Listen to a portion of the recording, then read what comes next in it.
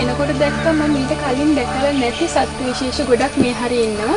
ඒ අය මේ වගුරු පින් වලට විතරක්ම ආවේනික සත්ත්ව විශේෂයක්. ඔව් දැන් මේ වැවේ ඉන්නේ වැවේ ඇතුලේ ඉන්නේ තෙත් බිම් වලට ආවේනික කුරුල්ලෝ වර්ග ඉන්නවා 40ක් විතර. ඒකේ ඔය මේ පිළිකුඩු වර්ග ඉන්නවා 4ක් විතර. තව දියකා වර්ග ඉන්නවා, තව කුක්කු වර්ග ගොඩක් ඉන්නවා. තව මේ ධම්මෙදි කිතලා එතකොට ඒ වගේ කිරල්ලු එතකොට සියෙක් කොරවක්කෝ ඒ වගේ පොදු වර්ග ඉන්නවා ගොඩක්. කුරුළු වර්ග වලට අමතරව ඉන්න සත්ත්ව විශේෂ මොනවද මේ පැත්තේ? ඊට අමතරව දැන් බත් කුරු වර්ග ඉන්නවා මේ වර්ග 15ක් විතර. තව සාමාන්‍ය වර්ග ඉන්නවා, පොඩි වතුරු දුවන කුණි වර්ග ඉන්නවා. උරග විශේෂ වගේ. උරගත් ඉන්නවා, දිය බරියෝදී මේ වෝටර් ස්නේක් කියලා කියන උල්ලන්. ඒකට කබරයෝ විශේෂයෙන් දිය බල්ලු. ඒ වගේ දැන් ගොඩක් වඳ විගෙන යන කට්ටියක් තමයි දිය බල්ලු.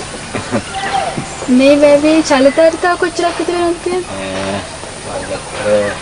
වර්ගඩි 50ක් විතර වගේ වර්ගයක් තියෙනවා. එතකොට ඵලය සාමාන්‍යයෙන් ඒ කියන්නේ මේකේ දැන් වර්ග අක්කර ප්‍රමාණයක් තියෙනවා මේකේ තියෙන වැවේ. මේකේ 1960 ගණන් වල මේක සේවය කරනකොට ඒ කාලේ තිබිලා තියෙන අක්කර 68ක්. දැන් නම් මේ දැන් ගිය අවුරුද්දේ මේක මනිනකොට අක්කර 20ක් විතර මේක අඩු වෙලා. According to Priyanta, Thalangama Lake covers an area of more than 45 acres, which was initially 68, but now it has reduced to 45. And according to him, there are more than 40 species of birds that find homage in this area, ranging from kingfishers of different species to dragonflies to monitors. Priyanta says it's all available here for you. And it's a beautiful area with a lot of birds nesting in different seasons. So I invite all of you to come have a look.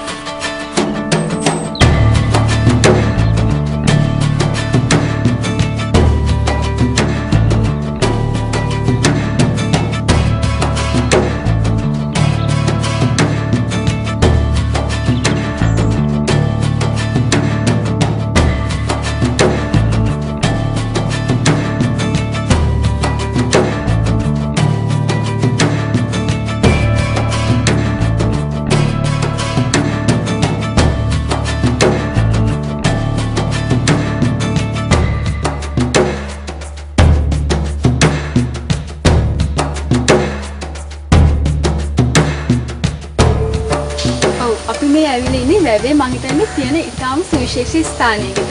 ඒ තමයි මේ ඇලමාර්ගය ආශ්‍රිත ප්‍රදේශය. හරිම නිස්කලංක. මට හිතා ගන්න බෑ මම ඉන්නේ ඇලමාර්ගයක ආශ්‍රිත හැමත් නැත්නම් ලොකු වනාන්තරයක් මැදද කියලා. මේ ඇලමාර්ගයේ ස්වභාවිකවම නිර්මාණය වුණ කාර්යයන්ට ස්වභාවිකව සාමාන්‍යයෙන් ඉඩ තියෙන තැන් වලින් තමයි අපි මේක හදපු එක. මේ ඉතින් අර ස්වභාවිකව මේකේ පිළිලා තියෙන මේ වෙල්ලත් කැලෙත් එක්ක තමයි අඩු ගස් ගානක් ගලවලා ඒ ඉඩ තියෙන තැන් වලින් තමයි අරන් තියෙන්නේ පාර. Right, according to Priyanta, this is the most beautiful location of this lake. It's pretty much like an island on its own, and it's very peaceful, very quiet, a lot of trees. Anybody could enjoy this place here. And according to him, this pathway was actually created by them by removing a certain set of plants. But nevertheless, it's a heaven in paradise. Priyantha